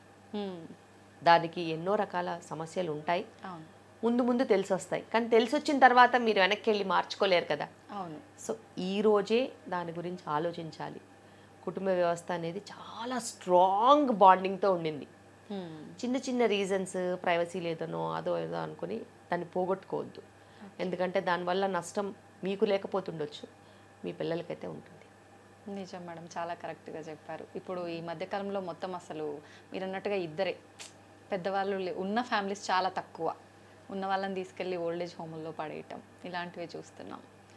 మ్యామ్, నార్మల్ డెలివరీ విషయానికి వస్తే IVF, IUI పద్ధతిలో ప్రెగ్నెన్సీ వచ్చిన వాళ్ళకు కూడా సాధ్యపడుతుందంటారా? ఖచ్చితంగా. నా దగ్గరకు వచ్చిన వాళ్ళు ఎవరైనా కూడా మెయిన్ స్ట్రీమ్ ఆబ్స్టెట్రిక్స్లో వెళ్ళిపోతారు. వాళ్ళకి రిస్క్ ఫ్యాక్టర్స్ ఉంటే వాళ్ళు హై రిస్క్ ప్రెగ్నెన్సీ మెడికేషన్స్ మీద ఉంటారు. ఓకే, డెలివరీకి వచ్చేసరికి అప్పుడున్న condition, baby condition, mother condition, delivery కండిషన్ని బట్టే మనం లేబర్ అనేది ప్లాన్ చేస్తాం. వాళ్ళు IVF అని సెక్షన్ చేసే హ్యాబిట్ మాకు లేదు. అండ్ మా దగ్గర IVF చేసుకుని వచ్చిన వాళ్ళు నార్మల్ వాళ్ళకంటే ఫాస్ట్గా డెలివరీ అవుతారు, 3 hours ముందు డెలివరీ అవుతారు వీళ్ళే. ఎస్, IVF చేసుకునే వాళ్ళకి, ఒక నార్మల్గా ప్రెగ్నెన్సీ అయిన వాళ్ళకి, IUIతో ప్రెగ్నెన్సీ వచ్చిన వాళ్ళకి ముగ్గురికి సేమ్ టైంలో లేబర్ మనం స్టార్ట్ చేసినట్టు అవుతే IVF వాళ్ళు 3 hours ముందు అవుతారు, దాని తర్వాత IUI వాళ్ళు అవుతారు, దాని తర్వాత నార్మల్గా కన్సీవ్ అయిన వాళ్ళు అవుతారు. ఓకే, కానీ ముగ్గురికి సేమ్ అవకాశం ఉంటుంది నార్మల్ డెలివరీ అవ్వడానికి. సో ఈ రీజన్స్తో అయ్యాయని చెప్పి ఎప్పుడూ మేము సెక్షన్ చేయము. అలాగే ఫైబ్రాయిడ్స్ ఉన్న వాళ్ళకి, అలాగే BP ఉన్న వాళ్ళకి, ఎవరికైనా. థైరాయిడ్ ఉన్న వాళ్ళకి కూడా ఎక్కువగా సిజేరియన్స్ అవుతుంటాయి? లేదు, థైరాయిడ్కి సిజేరియన్కి అసలు లింక్ లేదు. Thyroid one of the problems that can be controlled very well. మనకి ఇప్పుడు టీమ్ ఆఫ్ ఎండోక్రైనాలజిస్ట్ ఫిజిషియన్లు ఉన్న తర్వాత thyroid can be controlled. And food కూడా మనం ఛానలైజ్ చేసుకొని కరెక్ట్గా తీసుకోవాలి. Okay, operations only for obstetric reasons, mother related reasons, baby related reasons. Baby related reasons heart beat down అవ్వడము, బేబీ మోషన్ పాస్ చేయడము, లేకపోతే బేబీకి ఏదైనా బయటికి రావడానికి బేబీ చాలా పెద్దగా ఉండడం, ఇవే రీజన్స్. ఇంకా వేరే ఇంకేమన్నా రీజన్స్ ఉంటే ఉంటాయి. మదర్ సైడ్ ప్లసంటా మొత్తం కిందికి ఉండడం, పెల్విస్ నేరోగా ఉండడం, బిగ్ బేబీ స్మాల్ పెల్విస్, లేకపోతే బాగా నేరోగా ఉన్న పెల్విస్ ఉండడం, మాయ మొత్తం అడ్డుగా ఉండడం, ఇవి మదర్ సైడ్ రీజన్స్. సో ఇలాగా ఏదైనా హై కార్డియాక్ అబ్నార్మాలిటీ ఉన్న మదర్స్ ఏమన్నా ఉంటే వాళ్ళకి లేబర్ లోడ్ తట్టుకోకపోవడం, అలాంటివి ఏమన్నా ఉంటే సెక్షన్ చేయాల్సిన అవసరం వస్తుంది. లేకపోతే ట్రిప్లెట్స్ లాంటివి ఏదన్నా ఉంటే తప్పితే, ట్విన్స్ కూడా ఒక బేబీ హెడ్ డౌన్ ఉంటే నార్మల్ అవుతుంది, ఆ ప్రాబ్లం లేదు. సో ఇలా కొన్ని స్పెసిఫిక్ రీజన్స్ తప్పితే మనము వేరే ఏమీ రీజన్స్ ఉండవు. ఓకే. ఒకప్పటి కాలంలో అయితే ట్విన్స్ అయినా కూడా ఖచ్చితంగా నార్మల్ డెలివరీ అంటే వాళ్ళకి తెలిసేది కాదు కదా, ఇప్పుడు తెలిసి భయం ఇండ్యూస్ చేసి ముందు నుంచే పెడుతున్నారు. Okay okay. సో ఆ భయంతోనే సగం టైమ్స్ గ్రో అవ్వట్లేదు. అవునవును. ఇప్పుడు బిడ్డ ఇద్దరు బిడ్డలు ఉన్నా కానీ ప్రెగ్నెన్సీ గ్రో అయ్యే ఛాన్సెస్ ఉన్నాయి. మనం తీసుకోవాల్సిన జాగ్రత్తలు తీసుకునే టైంకి తీసుకోవాలంతే. ఓకే. అలా. సో నేను దెబ్బతిన్నాను కాబట్టి నేను ట్విన్స్ వాళ్ళకి ప్రత్యేకంగా కొంచెం కేర్ ఎక్కువ తీసుకొని వాళ్ళకి ఎక్కువగా ఎన్ఫోర్స్ చేసి మానిటర్ చేసుకుని వాళ్ళకి నార్మల్ డెలివరీ అవకాశం ఉంటే కూడా నేను నార్మల్ డెలివరీస్ చేస్తాను. Okay ma'am. ప్రెగ్నెన్సీ అనగానే చాలా రకాల మూడ్ స్వింగ్స్ ఉంటుంటాయి. ట్విన్స్ విషయానికి వస్తే ఫుడ్ కానీ ప్రతి ఒక్కటి కూడా ఎక్కువ తీసుకోవాల్సి ఉంటుందా అనే ఒక సందేహం చాలా మందిలో ఉంటుంది. ఎలా ఉంటుంది వీళ్ళకి వాళ్ళకి డిఫరెన్స్ అని ఎలా ఉంటుంది మ్యామ్? బేసిక్గా పాతకాలంలో ఆడవాళ్ళు బేసిక్గా వంట అదంతా చేసి ఇంటి పని అదంతా చేసి మగవాళ్ళందరూ తిన్నాక మిగిలిపోయిన ఫుడ్ తినేవాళ్ళు. సో వాళ్ళకి న్యూట్రిషన్ అనేది ఉండేది కాదు. ఓకే. అండ్ ఇంట్లో అందరికన్నా లాస్ట్గా తినేవాళ్ళు. ఫస్ట్ తినే ప్రెగ్నెంట్ ఉన్నా కూడా ఫస్ట్ తినే క్వశ్చనే లేదు లాస్ట్. ప్రీవియస్ కొన్ని జనరేషన్స్ చూసినట్టయితే మీ మదర్ వాళ్ళకు కూడా అదే పరిస్థితి ఉంది. కానీ ఇప్పుడు అలా కాదు. ఇప్పుడు మీరు వంట చేసుకోవచ్చు, మీ చాయిస్ ఆఫ్ ఫుడ్ మీరు తినొచ్చు, మీరు డాక్టర్ చెప్పింది తినొచ్చు, మీరు అందరికన్నా ముందు తినొచ్చు. సో ఫుడ్ అసలు క్రైటీరియానే కాదు నా పేషెంట్స్కి వచ్చేసరికి. ఇప్పుడు పల్లెటూర్లలో కూడా ప్రెగ్నెన్సీ అని అంటే వాళ్ళకి కొంచెం స్పెషల్గా చూసుకోవడం, పెట్టడం, ఫుడ్ సర్వ్ చేయడం, ఆ ప్రయారిటీ ఇవ్వడం అనేది చేస్తున్నారు. అవును. కానీ వాళ్ళు ఒక్కటి గుర్తుపెట్టుకోవాలి ఏంటంటే ప్రెగ్నెన్సీలో 300 క్యాలరీస్ కంటే బేబీకి ఎక్స్ట్రా అవసరం లేదు. ఓకే. సో అట్లా 2 బేబీస్ అనుకున్నా కానీ 600 క్యాలరీస్ కంటే ఎక్కువ లేదు. ఇప్పుడు తినడమే 3000 క్యాలరీలు పైన తింటున్నారు. నిజం. పని మట్టుకు 1000 క్యాలరీస్ కూడా వర్క్ బర్న్ చేసే పని చేయట్లేదు. లేదు. అవును. సో ఈ లెక్క అండర్ న్యూట్రిషన్ క్వశ్చన్ లేదు, రైట్ న్యూట్రిషన్ ప్రశ్న అనేది ఉంటుంది. మంచి ప్రోటీన్ తీసుకోవాలి, కార్బోహైడ్రేట్స్ కూడా కాంప్లెక్స్ కార్బ్ తీసుకుని వైటమిన్స్ న్యూట్రిషన్ ఉన్న ఫ్రెష్ ఫుడ్ తీసుకుంటే బాగుంటుంది. ఓకే. అండ్ ఈ పచ్చళ్ళతో అన్నం తినడాలు ఇలాంటివి ఎక్కువ చేయొద్దు. Because nutritionally 0 calories. జ్యూసులు తాగేయడాలు వీటి వల్ల ఎటువంటి లాభం ఉండదు. ఒక ఫ్రూట్లో ఉన్న లాభము ఎప్పుడూ జ్యూస్లో రాదు. So pregnant women stop drinking juices. So ఇది చాలా చాలా ఇంపార్టెంట్. పీనట్స్లో ఉన్న వాల్యూ న్యూట్రిషన్ ఆల్మండ్స్లో కూడా సేమ్ ఉంటుంది. So almonds, walnuts, cashew nuts ఇవన్నీ తినాల్సిన అవసరం లేదు. ఉత్త పల్లీల్లో కూడా అంతకన్నా ఎక్కువ బలం ఉంటుంది. సో ప్రిఫరెన్షియల్ ట్రీట్మెంట్ అవసరం లేదు. బేసిక్గా ఉన్న దాంట్లోనే మనం శుభ్రంగా తినొచ్చు. అండ్ ట్విన్స్ కూడా అబ్బోమంటూ న్యూట్రిషన్ ఏమి అక్కర్లేదు. కానీ హెవీనెస్ ఉంటుంది కాబట్టి వాల్యూమ్ ఆఫ్ ఫుడ్ ఒకేసారి పోదు. సో స్మాల్ క్వాంటిటీస్ ఓపిక్గా కొంచెం ఫ్రీక్వెంట్గా తీసుకోవాలి. ఓకే. మెడికల్ కేర్ చాలా ఇంపార్టెంట్ ట్విన్స్లో ఉంటుంది. ఓకే. డెలివరీ విషయానికి వస్తే వాళ్ళకు వీళ్ళకు అంటే సేమ్ ఇబ్బందులే ఉంటాయా మ్యామ్? ఎప్పుడైనా కానీ డెలివరీ అనేది డెలివరీ అయిన తర్వాత కొన్ని కాంప్లికేషన్స్ ఉంటాయి. లేబర్కి ముందు, లేబర్ అండ్ డెలివరీ అయిన తర్వాత. లేబర్కి ముందు ఏంటి, స్థూలకాయ సమస్యలు ఉన్న వాళ్ళకి బీపీ, షుగర్లు ఉండి ప్రీటర్మ్ డెలివరీస్ కానీ, ఇన్ఫెక్షన్స్ ఉన్న వాళ్ళకి ప్రీటర్మ్ డెలివరీస్ కానీ, ఇలా అవి కొన్ని సమస్యలు. లేబర్లో ఉన్నప్పుడు నార్మల్ బేబీస్ నార్మల్గా అవడము, బిగ్ బేబీస్ కొంచెం టైం పట్టడము అలా ఉంటుంది. డెలివరీ అయిపోయిన తర్వాత బిగ్ బేబీస్ డెలివరీ అవుతే మదర్కి రక్తస్రావం ఎక్కువ అవ్వడము, పీపీహెచ్ లాంటి సమస్యలు, లాక్టేషన్కి కొంచెం ఎక్కువ డిమాండ్ ఉంటుంది, తక్కువ సప్లై ఉంటుంది, అలాంటి సమస్యలు, లాచింగ్ ఇష్యూస్, ఇలా ప్రీటర్మ్ డెలివరీస్ అయిన వాళ్ళకి ఫీడింగ్ ఇమ్మీడియట్గా రాదు, బ్రెస్ట్ మిల్క్ ఎక్స్ప్రెస్ చేసి ఇవ్వాలి, ఫీడింగ్ ట్రైనింగ్ ఉంటుంది, దాని తర్వాత లాచింగ్ ట్రైనింగ్ ఉంటుంది. సో ఏ స్టేజ్లో ఏ ఫేజ్లో ఉన్న ప్రాబ్లమ్స్ ఆ ఫేజ్లో ఉంటాయి. దాన్ని మనము పద్ధతిగా నేర్చుకుని మన లైఫ్ స్టైల్లో ఇముడ్చుకుని ముందుకెళ్ళాలి. ఓకే. డెలివరీ అయిన ఫస్ట్ వీక్లో తల్లి ఎలాంటి కేర్ తీసుకోవాలి ma'am? First of all delivery అయిన తర్వాత తను బేబీని హ్యాండిల్ చేయగలగాలి, physically, mentally also.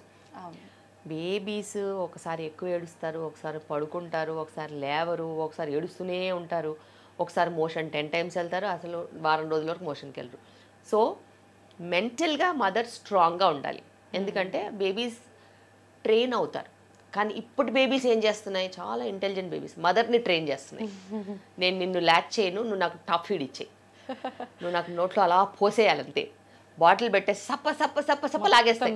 Feeding తీసుకోమనండి, latch కూడా చేయవు, ఇలా తిప్పేస్తాయి. సో మీరు మీ బేబీస్ని ట్రైన్ చేయాలి, మీ బేబీస్ మిమ్మల్ని కాదు. అండ్ మెంటల్గా స్ట్రాంగ్గా ఉండాలి. ఎందుకంటే ఫీడింగ్ ఈజ్ న్యూ కాబట్టి, మీరు లర్నింగ్ ఫేజ్లో ఉన్నారు కాబట్టి మీరు కొన్ని నేర్చుకోవాలి. బేబీకి కూడా కొంచెం కంఫర్ట్ ఇవ్వాలి, ఆ పొజిషనింగ్ అదంతా అర్థం అవ్వాలి. లాక్టేషన్ సపోర్ట్ తీసుకోవచ్చు కావాలనుకుంటే. నేర్చుకుంటూ ఉంటే మీరు అలవాటు అవుతారు. అమ్మో నొప్పి, అమ్మో అలసట, అమ్మో చేయి నొప్పి ఇలాంటివి ఏవి దరిదాపుల్లో రానివ్వద్దు. నేను చేయగలుగుతాను, నా వల్ల అవుతుంది, నా బేబీ నాకు చాలా ఇంపార్టెంట్, నేను బేబీ కోసం ఏమైనా చేస్తాను, నా బేబీ నా కోసము అకామిడేట్ అవుతుంది, ఇద్దరం సుఖంగా నెక్స్ట్ ఫ్యూ మంత్స్ మా జర్నీ మేము ముందుకు తీసుకెళ్తాం. ఇలాంటి వర్డ్సే ఆలోచించాలి. నా వల్ల అవ్వట్లేదు, బేబీ తాగట్లేదు అంటే బేబీ తాగదు. సో ఆ negative vibes, so anything negative చెప్పొద్దు. ఆల్వేస్ పాజిటివ్ చెప్తే బేబీ అలాగే ట్రైన్ అవుతుంది. అండ్ బేబీ మనం ఏం చెప్పినా అర్థం చేసుకోగలుగుతుంది. బికాస్ బేబీ మీ వాయిస్ రికగ్నైజ్ చేస్తుంది, బేబీ మీ ఇమోషన్స్ రికగ్నైజ్ చేస్తుంది, బేబీ మీ ఫీల్ రికగ్నైజ్ చేస్తుంది, బేబీ మీ టచ్ రికగ్నైజ్ చేస్తుంది. So they are very intelligent and they know everything. So అలాంటప్పుడు నువ్వు పాజిటివ్ ఇమోషన్స్ ఇస్తే బేబీ నీకు అనుగుణంగా ట్రైన్ అవుతుంది. బేబీస్ ఏం చేస్తున్నాయంటే బేబీ కంఫర్ట్ కోసం, వాటికి మంచి చెడులు తెలియదు, బేబీ కంఫర్ట్ కోసము, బేబీ తన లైఫ్ తను బతకడం కోసము, తన లైఫ్ తను ఆ సర్వైవింగ్ ఇన్స్టింక్ట్ అంటాం కదా, దానికోసము ఫాస్ట్గా వచ్చే మిల్క్ని ప్రిఫర్ చేస్తుంది, త్వరగా ఇచ్చే మిల్క్ని ప్రిఫర్ చేస్తుంది. కానీ అది తనకు తెలియదు కదా. మనం మంచిగా ట్రైన్ చేసుకోవాలి. 1-2 సార్లు హాస్పిటల్కి వెళ్ళినా నష్టం లేదు, 1-2 సార్లు లాక్టేషనల్ కౌన్సిలింగ్ తీసుకున్నా నష్టం లేదు. పర్ఫెక్ట్గా మీరు ట్రైన్ అవ్వాలి, పాజిటివ్గా ఆలోచించాలి. అండ్ బేబీ రెస్ట్ తీసుకునేటప్పుడు, పడుకునేటప్పుడు మీరు కూడా రెస్ట్ తీసుకోవాలి. మీరేం చేస్తారు, బేబీ పడుకుంటే అలా బేబీని చూస్తూ కూర్చుంటారు, కాసేపు ఫోటోలు తీసుకుంటారు, కాసేపు అటు ఇటు కాలక్షేపం చేసి ఫోన్లో మాట్లాడి తిరుగుతారు. మళ్ళీ బేబీ లేస్తుంది కదా, అప్పుడు మీరు టైర్డ్ అయిపోతారు. సో బేబీ రెస్ట్ తీసుకునేటప్పుడు మీరు రెస్ట్ తీసుకొని బేబీ ప్యాటర్న్కి అనుగుణంగా మీరు బిహేవ్ చేస్తే డెఫినెట్గా మీరు అలసిపోరు, పాజిటివ్గా ఉంటారు, ఎనర్జీ కూడా ఉంటుంది. అండ్ బేబీకి మీరు ఫ్రెష్గా కనిపిస్తారు. ఇదేంది బేబీ అలసిపోయిన మదర్ ఉంది, నాకు అసలు బాల్ ఇవ్వాలనే లేదు, ఆ నొప్పి ఈ నొప్పి అనుకుంటుందని బేబీస్కి అర్థమవుతుంది. సో అలాగే బేబీస్ విత్డ్రా అయిపోతారు. ఫీడింగ్ ఆపేయడము, దూరం వెళ్ళిపోవడము, బ్రెస్ట్ ఇవ్వగానే తిప్పేసుకోవడము ఇలా. So they will recognise your emotions. మీరు పాజిటివ్గా ఉంటే పాజిటివ్గానే జరుగుతుంది. ఓకే మ్యామ్, బేబీ డ్రాపింగ్ అంటూ ఉంటారు, ప్రెగ్నెన్సీ ఉమెన్ దీన్ని గుర్తించడం సాధ్యపడుతుందంటారా? డెఫినెట్గా. ఎందుకంటే ఇప్పుడు సపోజ్ ఒక 37-38 వీక్స్ అనుకోండి, మీకు ఇలా ఉంటుంది ప్రెగ్నెంట్ ఉమెన్కి, ఇంత పైకి ఉంటుంది పొట్ట. సో వాళ్ళు 1 కిలోమీటర్ నడిచారనుకోండి అలసిపోతారు. కానీ బేబీ డ్రాప్ అయిపోయిన తర్వాత ఇంకో 1/2 కిలోమీటర్ కూడా నడవగలుగుతారు. ఆ బ్రెత్లెస్నెస్ ఎఫెక్ట్ పోతుంది, కిందికి లైట్నింగ్ వస్తుంది, గాలి పీల్చుకున్నా ఏమనిపించదు, కొంచెం తినగలుగుతారు. సో ఇలా కొన్ని సిమ్టమ్స్ ఉంటాయి, అది లైట్నింగ్తో వచ్చేవి. అలాగే కింద ప్రెషర్ పెరుగుతుంది, యూరిన్ ఫ్రీక్వెన్సీ పెరగడం, పెల్విక్ ప్రెషర్ అనిపించడం, పెల్విస్లో కొంచెం పెయిన్ ఉండడం, హెవీగా కింద అనిపించడం. సో ఇలాంటివి కొన్ని ఉంటాయి. సో పైన లైటింగ్ తెలుస్తుంది, కింద ప్రెషర్ తెలుస్తుంది. సో ఇలా వాళ్ళు ఖచ్చితంగా రికగ్నైజ్ చేస్తారు.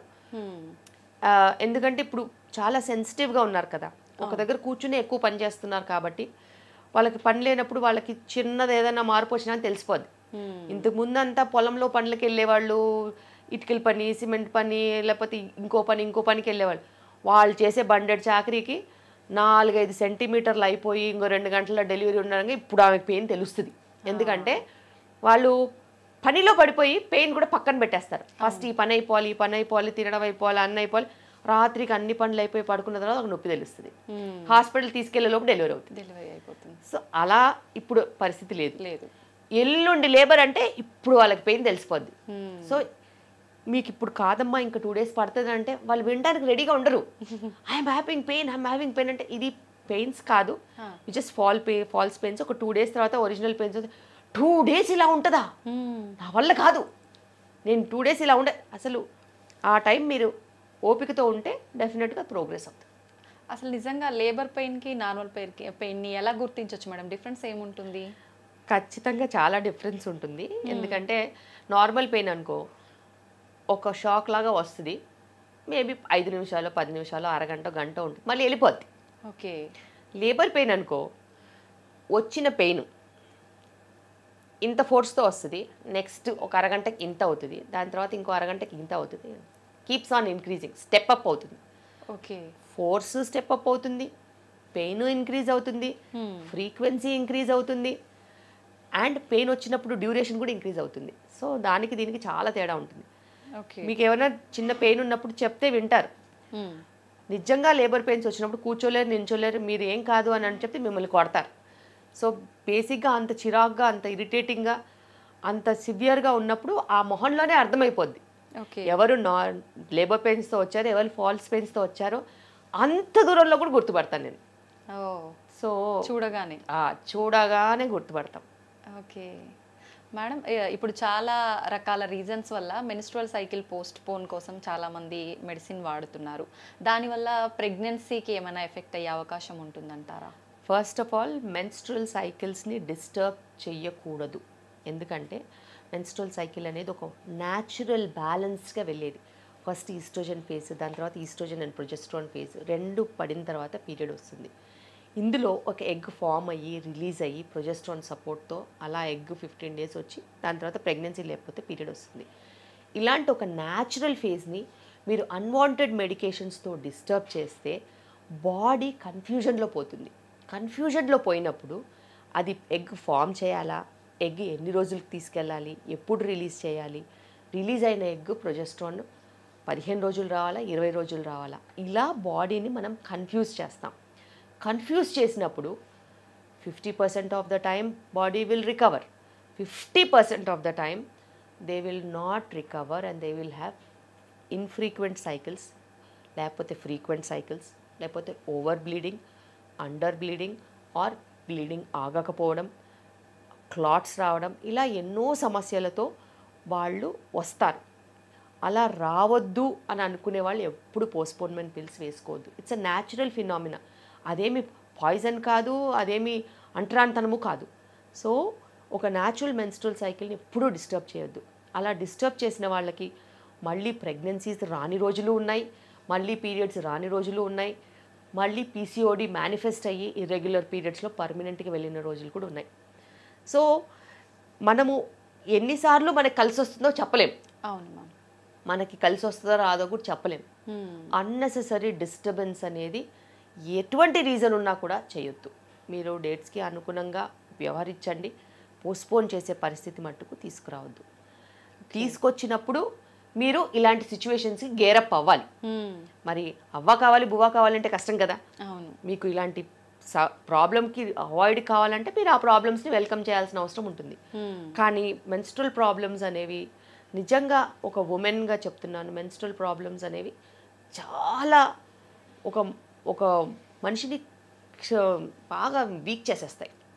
ఆ క్షీణించి వేసినప్పుడు మనస్సులో మనసు ఉండదు, ప్లస్ వాళ్ళు చేసే పనిలో ఏకాగ్రత అస్సలు ఉండదు. అండ్ ఉమెన్కి ఇప్పుడున్న పరిస్థితిలో ఇంటి పని, బయట ఆఫీస్ పని, మల్టీటాస్కింగ్, పిల్లల పని, ఇన్ని రకాల మల్టీటాస్కింగ్ చేస్తున్న మదర్కి, ఉమెన్కి రక్తస్రావం జరుగుతూ ఉంటే ఇంకొకసారి ఆలోచించండి, వాళ్ళకి అసలు ఏదైనా మేనేజ్ చేయడం కుదురుతుందని. వాళ్ళు మానసికంగా కూడా చాలా ప్రాబ్లమ్స్ ఎదుర్కొంటారు.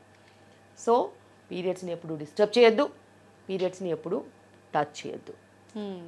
రకరకాల మూడ్ స్వింగ్స్ ఉంటుంటాయని కొంతమంది చెప్తుంటారు, అదంతా నిజమేనా మ్యామ్? డెఫినెట్గా మూడ్ స్వింగ్స్ ఉంటాయి, కానీ ఈ మూడ్ స్వింగ్స్ అన్నిటికీ కూడా లైఫ్ స్టైలే కారణం. జంక్ ఫుడ్ తీసుకోవడం, హై సాల్ట్ ఉన్న ఫుడ్ తీసుకోవడం, హై కార్బ్స్ ఉన్న ఫుడ్ తీసుకుంటే అలా ఖచ్చితంగా మూడ్ స్వింగ్స్ ఉంటాయి. పీరియడ్స్ వచ్చేటప్పటికి కొంచెం న్యూట్రిషనల్లీ మంచి ఫుడ్స్ తీసుకుని, ఒక ఫ్రూట్ తీసుకోవడము, లేకపోతే ఎండు ద్రాక్ష కొంచెం నీళ్ళలో నానబెట్టుకుని రోజు మార్నింగ్ ఆ నీళ్ళు తాగేసి ఎండు ద్రాక్ష తినడము, కోకోనట్ లాంటివి తీసుకోవడము, అలాంటి మన ఇంట్లోనే ఎన్నో చిట్కాలు ఉన్నాయి. అవి రెగ్యులర్గా తీసుకొని వ్యాయామము, వాకింగ్ లాంటిదో రెగ్యులర్గా చేసుకుని టైంకి పడుకుంటే ఎటువంటి హెల్త్ ప్రాబ్లమ్స్ ఉండవు. మూడ్ స్వింగ్స్ దూరంగా ఉంటాయి, పీరియడ్స్ రెగ్యులర్గా ఉంటాయి, మీరు ఆరోగ్యంగా ఉంటారు, రక్తస్రావం కంట్రోల్లో ఉంటుంది, అన్నీ సవ్యంగా జరుగుతాయి. కానీ మనం దాని ట్రాక్లో వెళ్ళకుండా ఎక్కడ పడితే అక్కడ పానీపూరి తినేసి, ఎక్కడ పడితే అక్కడ పిజ్జాలు బర్గర్లు తినేసేసి, ఎక్కడ పడితే అక్కడ ఏ టైంకి పడితే ఆ టైం పడుకుని అలా గంటలు గంటలు టీవీలు చూసేసుకుంటూ, పొద్దున్న బ్రేక్ఫాస్ట్ లేదు, లంచ్ టైంకి ఉండదు, డిన్నరు 10:30, 11ంటికి చేస్తే అది బాడీయా బస్తానా?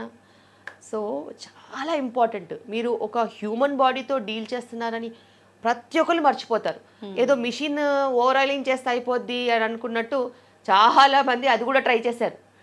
ఆ సెంటర్కి ఈ సెంటర్కి వెయిట్ లాస్ కని ఓవర్ ఆయిలింగ్ కని వెళ్తారు. ఎటువంటి ప్రయోజనాలు ఉండవు. మన బాడీని ఒక మంచి పవిత్ర గ్రంథం కింద రోజువారీగా మెయింటైన్ చేస్తే అప్పుడే అది మనకి సహకరిస్తుంది. ఒక పుణ్యక్షేత్రం కింద చూసుకుంటేనే అది మనని కాపాడుతుంది. అది మనము బురదలో పడేసామనుకో అంతే, ఆ ఎఫెక్ట్ ఖచ్చితంగా చూపిస్తుంది. ఖచ్చితంగా రివర్స్ ఫాస్ట్గా కొడుతుంది.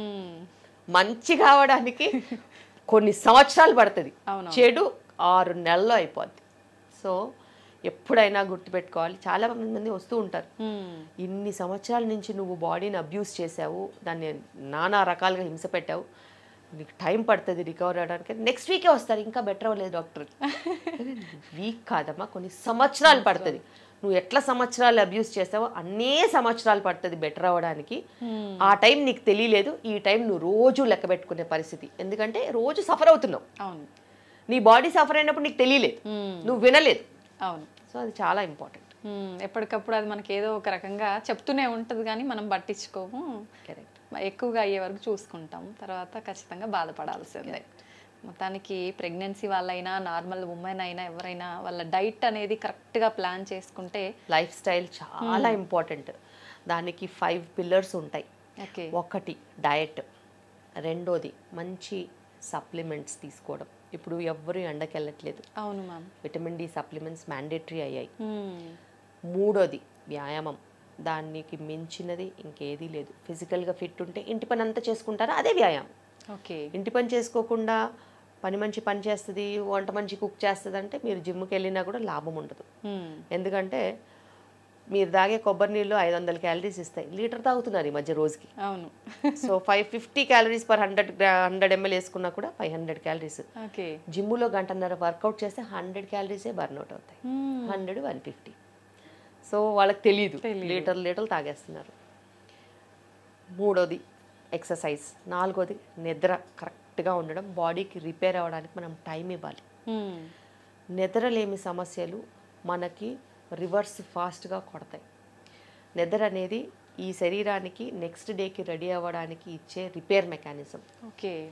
మీరు 7:30, 8 గంటల తినేసి 10 గంటలకంతా పడుకోకపోతే నెక్స్ట్ డే మీకు దెబ్బతీస్తుంది. అలా కాన్సన్ట్రేషన్ తగ్గిపోద్ది. ఇప్పుడు ఏంటంటే పిల్లలు కూడా 1 గంట వరకు మేల్కొంటున్నారు. అడపా అంటే అనుకోవచ్చు, కానీ but that is not the right way. మేమంతా 7:30, 8 కంతా పడుకున్న వాళ్ళం. ఇప్పటికి కూడా 9, 9:30 కంతా పడుకోవాల్సిందే. పని ఉంటే తర్వాత లేసి వెళ్ళిపో, నీకు సంబంధం లేదు. కానీ డేలో lights off, 9, 9:30 lights off, you go to sleep. Lights on ఉన్నంత వరకు నిద్రపోయే సమస్య లేదు. స్క్రీన్స్ ఆన్ ఉన్నంత వరకు నిద్రపోయే సమస్య లేదు. 7, 8 o'clock screens of, dinner finish, 9 o'clock lights off. చీకట్లో ఏం చేస్తావు చేసుకోమని. అంతే. స్క్రీన్ లేకుండా ఏం చేస్తారు, మంచి నిద్రపోతారు. సో అదే correct. 5th and the main one, stress. ఎవరు చేసే పనులు వాళ్ళు చేయడానికి స్ట్రెస్ ఎందుకు? ఇప్పుడు నేను ఇన్ని 100 డెలివరీలు చేస్తున్నాము, రోజు 70-80 మంది పేషెంట్లను చూస్తాను. అది నేను రోజు చేసే పని, దానికి స్ట్రెస్ ఎందుకు? ఒకరోజు ఎక్కువ లేబర్స్ ఉంటాయి, ఒకరోజు తక్కువ లేబర్స్ ఉంటాయి, ఒకరోజు ఒకటేసారి 4-5 ఎమర్జెన్సీస్ వస్తాయి. చేసే పనే. స్ట్రెస్ తీసుకుంటే ఏమొస్తుంది?